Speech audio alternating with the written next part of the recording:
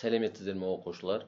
Біз сіздермен өткен сабақта ұбт-ға кездесетін есептердің бір 11 үлгісін көріп шығарған едік. Енді бүгін және бір 5 үлгісіне тоқталып өтеміз. Демек, бірінші есептен бастасақ достар. Бірінші есеп былай дейді. Массасы 120 грамм 20% алюминнен 25% күкірт қышқылының ерітіндісін алу үшін қажетті судың массасы. Демек, алюминнен күкірт қышқылын алу керек. Алюм H2S4 SO3. Алюмнің массасы 120 грамм екен. 20%. Демек, күкірт қышқылы 80% болған. Бірден жазып кетем, 1,225-ке көбейтеміз. Қосу қанша су керек деп тұр. Суды X деп алдым. Сол кезде түзіледі екен 25% күкірт қышқылы. 120-ға X қоссам, 120 қосу X болады. Енді жоғарыдағын есептеп алайын. 80-ге қосамын 20-ны көбейтемін. 1,225 шығады 104,5. 104,5. Ал енді есепті бастадым. 120 көбейту 104,5 тең 25 жақшаның ішінде 120 қосу 2. 104,5-ті көбейтем 120-ға 12,540. 12,540 тең 25-ті 120-ға көбейтемін. 3000 болады екен. 25-ті X-қа көбейтсем 25X. 12,540-тан 3000-ді азайтамын. 9540 шығады. Тең 25X. Сонда 9540-ты 25-ке бөлеміз. Сонда X тең судың массасы кеп шығады.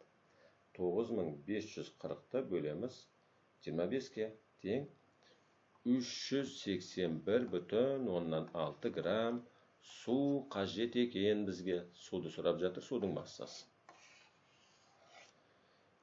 Осыған ұқсас, мына екінші, үшінші тапсырмаларды шығарып көрсеңдер, бір шама білімдерді дамытып аламыз достарым. Келесі.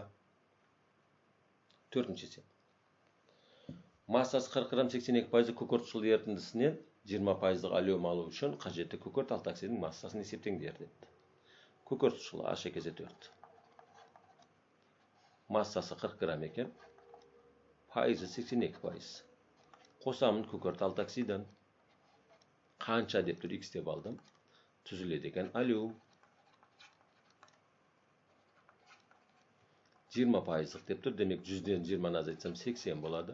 Көбейту 1,225. Астына 40-қа X қоссам 40 қосу X болады. Демек тең. 20-ны көбейтемін 1,225-ке қосамын 80-ді. Шығады 104,5. Ал енді теңдеу құрып есеп шығарамыз. SO3-тің бір өзі берілсе 122,5 қойылады деп өткен сабақта айтып кеткен едік. 40-ты көбейтемін 82-ге. Қосу 122,5 көбейту 2 тең 104,5 жақшаның ішінде 40 қосу X. Ал енді көбейтейік.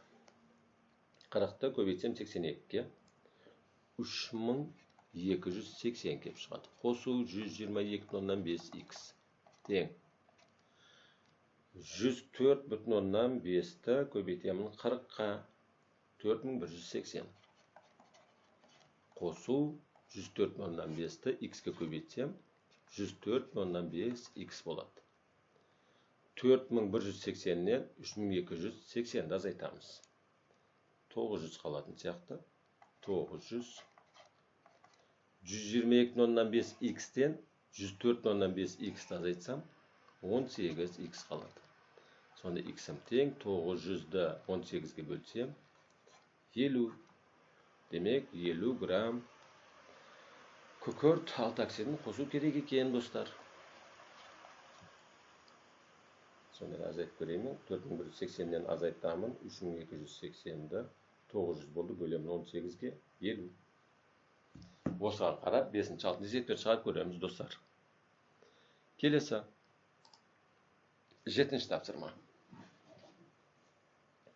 Күкірт қышқылының 70% 343 грамм ерітіндісіне. Күкірт қышқылы 343 gram eken. 73 пайыздық. Қосамыз күкірт алтоксидін 457 грамм екен. SO3-ті. Екеуін бір-біріне қоссам 800 грамм. Түзілген алюмдегі күкірт алтоксидін масса үлесі. Демек, алюм түзіледі екен. Өткен сабақта біз айтып кеткен едік, егер алюмнің құрамындағы күкірт алтоксидінің масса үлесін сұраса, онда өзіміз шығарып алған заңдылық 100 қосу 1000-нан 225 x деп жазып аламыз. SO3-тің үстіне 122/5. Әрдайым жалғыз өзі тұрса сондық қазір. Ал енді теңдік еттік. 73 көбейту 343 қосу 122/5 көбейту 457 тең 800 жақшаның ішінде 100 көбейту 0,225x. 73-ті көбейтеміз 343-ге. Тең 25039 қосу 122/5-ті көбейтеміз 457-ге. 55982/5 тең 800-ге 100-ді көбейтсем 80.000 қосу 800-ді 0,225-ге көбейтсем 180x болды. Мына 25.039-ға 55.982-ні қосып, одан 80.000-ді азайтамыз. Теңдіктің сол жағын өткізгенде азайтылады. Демек, 25.039-ға қосамын. 55.982/5-ті азайтамын 80.000-ді. 1021/5 шықты. Тең 180x. Сонда 1021/5-ті бөлеміз 180-ге. Тең x тең 5,675 пайыз SO3 екен. Алюмнің құрамындағы SO3-тің масса үлесі 5,675 пайыз екен. Бұндай есептерді өткен сабақтарда көрген едік, естеріңізде болса. Білімді дамыту үшін және бір екі есеп қойылды. Келесі. 25 пайыздық алюм ерітіндісіне 8,126 грамм су қосқанда 10 пайыздық алюм ерітіндісі алынған. Бастапқы 25 пайыздық алюм ерітіндісінің массасы. Бұндай есептерді көрген едік. Алюм H2S4 SO3 X деп алдым. Қосу су 8,126 грамм екен. Тең сонда 10 пайыздық алюм түзіліпті. Қоссам екеуін 8,126 қосу X болады. Мына 25 пайыздық. Демек 100-ден 25 азайтсам 75. Көбейту 1,225. Су болғанда біз ескермейміз суды. 10 пайыздық екен. 100-ден 10-да азайтсам 90. Мынау 10. Көбейту 1,225. Екеуінде жеке-жеке есептеп аламын. 25 көбейту 1,225 қосу 75 тең 105,625. 10-ды көбейттім 1,225-ке қосамын 90-ға 102,125. Ал енді теңдеу құрамыз. 105,625 көбейту x. Мынаны көбейтіп жаздым. Тең 102,125 жақшаның ішінде 8,126 қосу x. 105,625 x тең. Теңдеуді жақшаны ашамыз. Мынаны 8,126-ға көбейтеміз. 102,125 көбейтеміз 8,126-ға. 844,585 шықты. Қосу 102,125-ті x-ке көбейтсем 102,125 x-ке шығады. X-тің мәнінен x-тің мәнін азайтамыз. Яғни 105,625-тен азайтамын 102,125-ті. Шығады 3,375 x тең 844,585. Ал енді осы 844 844,585'te bölemin 3,375'ge çıgadı 247 gram. Ötürdeki 3 san aldı. Bu tapkanımız 25%'lık alüminyum massası.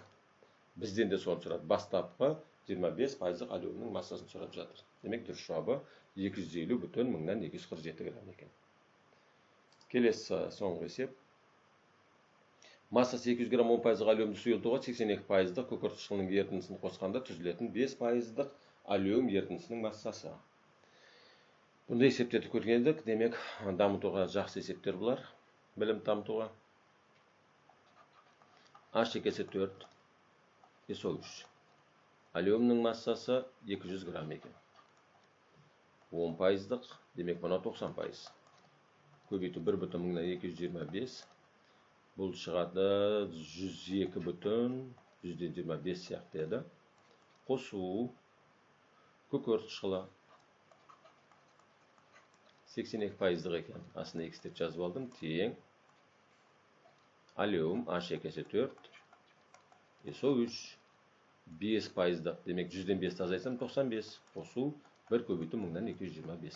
Aslında 200 qo'shu x. Tak. 10'da köbeytden 1,225'ge qo'shdim 90'da 102,125 tursa ekan. Demek 200 köbeytü 102,125. Qo'shu 82 köbeytü x teng 5'te köbeytden 1,225'ge qo'sam 95'te chiqdi 101,125. Demek 101,125 жақшан içinde 200 qo'shu x. 200'de köbeytdim 102,125'ge chiqdi 20,450. Qo'shu 82 x teng 101,125'ni 200'ge köbeytemin. Köbeytemin 200'ge 20,225 çıktı. Qo'shu 101,125'ni x'ga köbeytsem 101,125 x çıktı. 20,450'den 20,225 azaytamiz.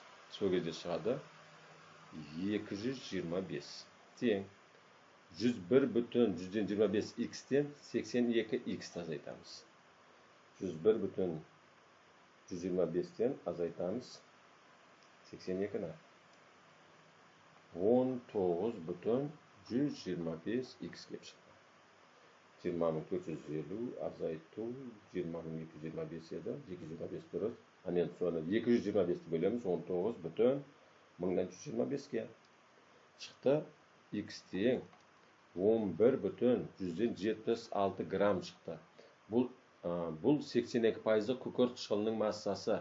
Bizden ko'kört qishqilining emas 5%'lık alüminyumni so'rab жатыр. Demek x'ning ma'ni tapgan x'da 200'ge qo'shamiz. 200 qo'shu 11,176 teng chiqadi 211,176 gram deb javob kelib chiqadi. Bu 5%'lık alüminyum massasi ekan. Dostlar, bugün de ikinci sabağımız alüminyumga байланысты есептер шығару sabağımız аяқталды. Demek o da alüminyumga байланысты есептер шығаруды сәттілік тілейміз. Алдағы уақытта 3-ші бөлім шығарамыз. Ол жерде мүмкіндігінше ОБТ-ның есептері қойылады. Өткен жылғы, биылғы ОБТ-да түскен алюминнің есептеріне тоқталамыз. Сау болыңдар достар.